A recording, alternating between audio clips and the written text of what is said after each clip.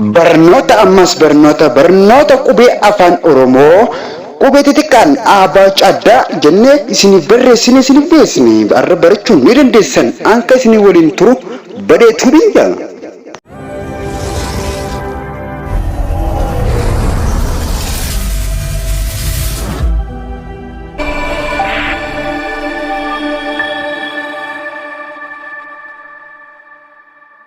A ba ca da e fa ga ha i ja ka la ma na o pa ka ra sa ta u va wa ta ya za.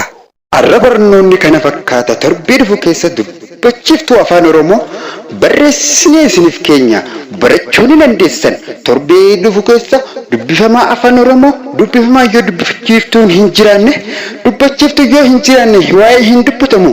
Kanarraa baranna har'aan tana aabaa qubee xixiqqaa torbaan dabre keessa qubee xixiqqaa qubee gurguddaan bartanii hojjettaniif har'a qubee xixiqqaan barreessinee isiniif dhiyeessine kan eegafattaniin booda dubbachiftuu afaan Oromoo isiniif dhiyeessina.